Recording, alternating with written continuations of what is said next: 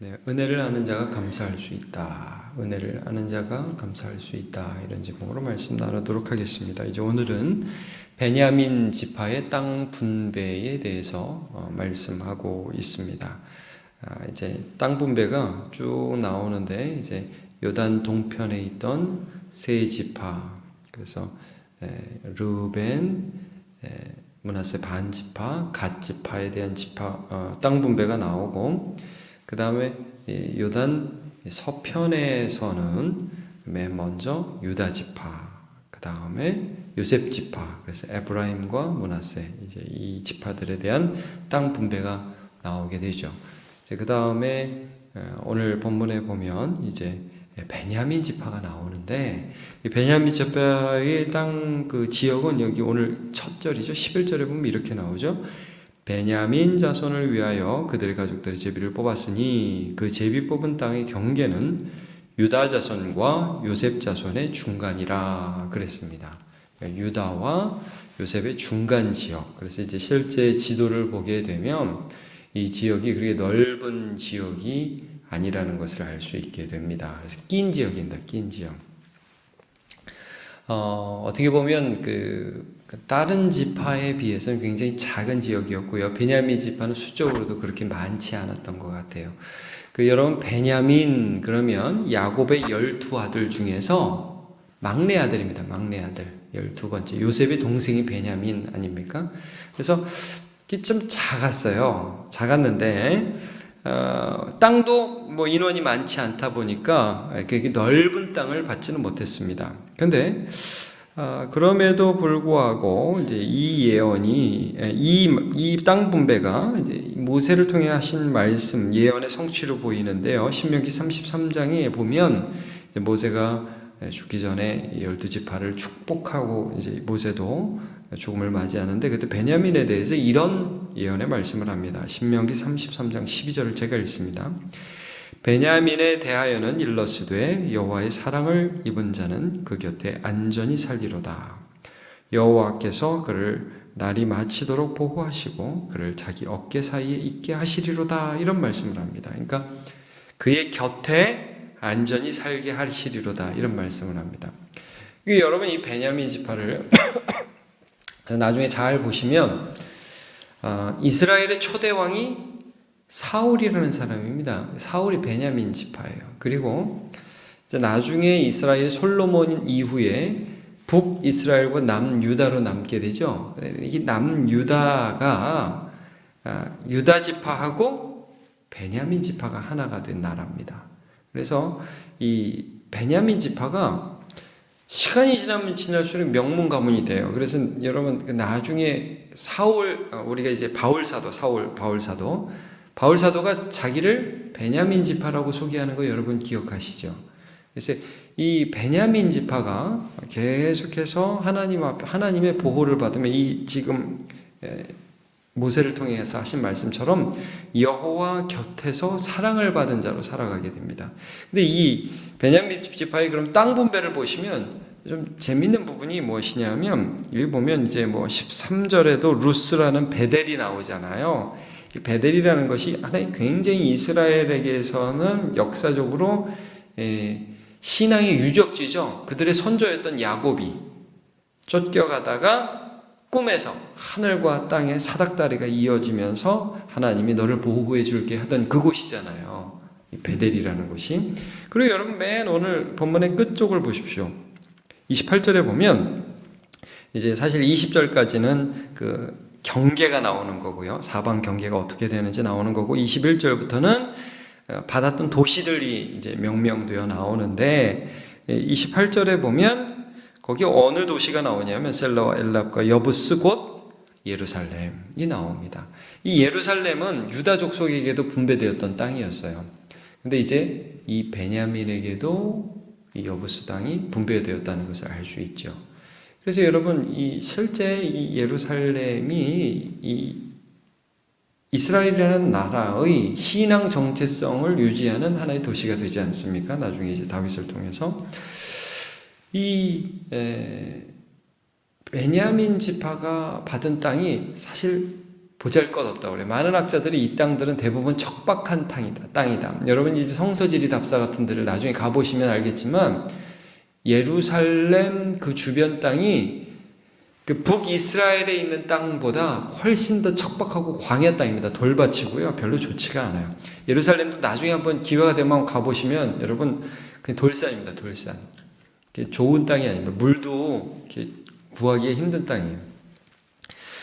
그래서 이런 땅을 받아서 그들이 사실 굉장히 어떤 면에서는 불만을 가질 수도 있는 땅입니다. 뭐 이런 거를. 근데 이 불만을 가질 수 있는 여지가 있는 이 땅 가운데에서 하나님이 이 베냐민에게 복을 주시며 그들은 아직은 알지 못했지만 오고 오는 세대 가운데 신앙을 주시고 그들을 붙들어 주시는 터전이 되었던 것을 우리가 알 수가 있죠. 분명히 만약에 뭐 이런 걸 주냐, 뭐 이렇게 좁냐, 이런 걸 가지고 불평을 했다면 이들은 굉장히 손해가 되었을 법도 한 땅 분배였습니다. 그러나 이 땅은 하나님의 숨겨진 복이 있는 그런 땅이었죠. 이제 우리가 성경을 보면서 좀 느끼게 되는 게 뭐냐면 잘 몰라요. 이게 왜 나는 이걸 주고 저 사람은 저걸 줬지? 이런 생각이 들 수가 있잖아요. 그래서 쉽게 불평을 합니다. 그러나 이 가운데 하나님의 숨겨진 복이 있는 것을 보게 되죠. 예를 들면 이제 그 앞에 출애굽하는 과정에서 이제 이 레위인들이 모세에게 한번 불평하는 일이 있게 됩니다. 고라와 다단과 아비람이라는 사람이 당을 짓죠. 무리를 다 모아가지고 어떤 불평을 하냐면, 야, 회중이 다 거룩한데 왜 모세 너만 네가 하나님을 만난다고 그러고 아론이 뭐 대단하기에 너네만 하나님을 만난다고 그러냐? 우리도 하나님 만날 수 있다 이렇게 얘기를 해요. 그러면서 모세를 대적하는 일이 신명기에 나타납니다. 그때 모세가 그들을 향하여 이런 그 책망의 말을 하게 됩니다. 이 고라, 다단, 아비람은 다 레위 자손이거든요. 레위 자손은 이 레위 자손 중에도 모세와 아론은 제사장이었어요. 제사장. 제사를 드리는 실무. 말하자면 이제 목사에 가까운 거고, 레위인은 굳이 비유하자면 교회 직원에 해당하는 일들이었습니다. 뭐 성막도 나르고 성막 관리하고 이런 일들을 도와요. 이런 일들을 하는 게 레위 자손이었습니다. 근데 이 레위 자손이 이 제사장에게 반기를 든 거죠. 왜 우리는 너네 같이 못하고 맨날 이런 성막 관리만 하고 있냐? 너네하고 나하고 다른 게 뭐냐? 이렇게 불평을 했단 말이에요. 근데 모세가 이렇게 그들을 책망합니다. 모세가 또 고라에게 이르되, 제가 신명기 16장 8절에서 11절을 읽어드리겠습니다. 이스라엘의 하나님이 이스라엘 회중에서 너희를 구별하여 자기에게 가까이 하게 하사 여호와의 성막에서 봉사하게 하시며 회중 앞에 서서 그들을 대신하여 섬기게 하심이 너희에게 작은 일이겠느냐? 이렇게 얘기합니다. 너네는 지금 나는 왜 제사장이 못돼? 라고 나한테 불평을 하고 있는데 너네 지금 그러면 회막에서 섬기는 일은 그건 아무것도 아닌 일이냐? 하나님이 너희한테 맡겨주신 일이 작은 일이고 별거 아니고 소중하게 여겨지지 않아서 더 큰 일을 구하고 있느냐? 하면서 책망을 하죠. 하나님이 나와 내 모든 형제 레위 자손으로 나와 함께 가까이 오게 하셨거늘 너희가 오히려 제사장의 직분을 구하겠느냐? 이게 안 된다고 너네 제사장 되고자 하는 것이냐? 하면서 그를 책망하는 것을 보게 됩니다. 그래서 나중에 이제 이 고라 자손이 산채로 땅에 이제 수장이 아니라 이 매몰되게 되는 벌을 받게 되죠. 이게 여러분 뭡니까? 사람이요 이런 게 있어요. 내게 주신 은혜를 못 보고 나는 왜 비교하는 거예요? 나는 왜 좁고 쟤는 왜 이렇게 크냐? 자, 시작성경에 가면 마태복음 20장에 보면 이런 비유가 있습니다. 예수님이 은혜를 설명하기 위해서 한 포도원에 품꾼을 들여보내는 주인에 대한 비유를 말씀하십니다. 이 주인이 품꾼을 들여보내려고 새벽에 일찍 나가서 그 놀고 있는 사람 한 사람씩 해서 아침 9시, 또 뭐 12시, 3시, 5시 이렇게 해가지고 오후 5시까지 해서 나중에 이제 품꾼들에게 품삯을 정산하는데 맨 먼저 1시간밖에 일하지 않은 사람에게 얼마를 주냐면 한 데나리온을 줘요. 나중에 맨 처음에 온 사람이 그걸 보고 우와 진짜 많이 준다. 나는 더 많이 주겠지? 그러고 했는데 나머지도 다 똑같이 주는 거예요. 그러니까 열받았어요. 나는 말이야 종일 이 더위를 다 견디면서 일을 했는데 어떻게 나하고 저 사람은 똑같이 대우할 수 있느냐? 주인 어떻게 이렇게 불공평하냐? 그래서 막 대들죠. 주인이 그때 이 사람에게 무슨 말을 하느냐? 야, 내가 너한테 잘못한 게 없다. 이런 말씀을 하면 나중온 사람에게도 이렇게 주는 것이 내 뜻이니라 그렇게 말을 합니다. 내 뜻이다. 은혜를 베풀고 싶다는 거죠. 나중온 사람한테도. 근데 네가 처음 왔다고 해서 더 달라고 하고 이 사람은 더 주는데 이 사람이 이만큼 주는데 나는 더 안 줘. 비교하고 내가 일한 건 이만큼인데 너가 일한 건 조금뿐인데 똑같이 준다고 막 비교하는데 이런 말씀이죠. 여러분 아침부터 저녁까지 일할 수 있는 것도 하나님의 은혜입니다. 그렇죠? 말하자면 나중에 온 사람을 안 봤으면 아무 문제 없잖아요. 여러분 그날 할 일이 없었는데 아침부터 놀고 있었는데 일할 수 있는 기회가 주어지고 그 다음 품삯을 받았어요. 이게 너무 큰 은혜죠. 근데 이 사람을 보니까 이게 갑자기 문제가 되는 거예요. 화가 나는 거예요. 이 사람 안 봤으면 아무 소용없는데. 여러분 그러니까 사람들이 자꾸 비교한다고 내게 주신 것은 작다고 느껴지는 거예요. 아니에요, 여러분. 오늘 우리에게 하나님이 주신 것이 다 나름대로 다른데 다 나름대로 그 안에서 하나님 주신 은혜가 있다는 거예요. 그걸 보면서 감사하면서 충성하면 되는데 갑자기 옆에 딱 보니까 제가 더 나은 것 같아. 그래가지고 자꾸 불평한다는 거죠.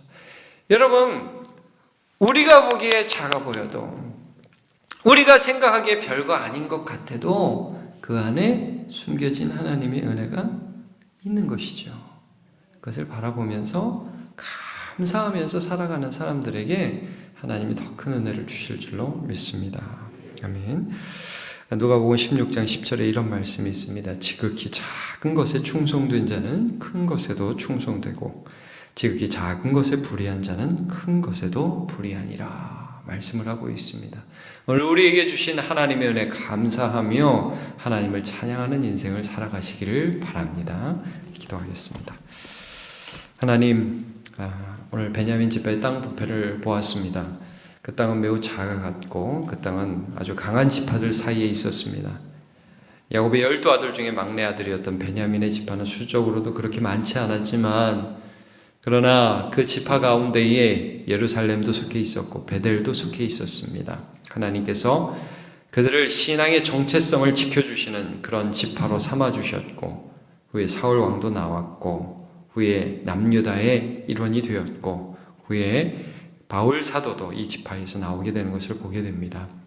하나님, 오늘 우리가 무엇을 받았습니까? 그것이 작아 보일지라도 그것이 별거 아닌 것 같이 보일지라도 그 안에서 감사하며 하나님 뜻에 순종하며 찬양하는 인생을 살아가게 하여 주시옵소서. 오늘 여기 모여서 함께 예배하는 한 사람 한 사람도 붙들어 주셔서 그들의 신앙의 삶이 유지되게 해주시며 악인의 장막에서 거하는 것보다 내 하나님 성전의 문지기로 거하는 것이 좋다고 고백한 다윗의 고백이 우리 모두의 고백이 될 수 있도록 은혜 내려 주시옵소서. 감사드리고 예수님의 이름으로 기도하옵나이다.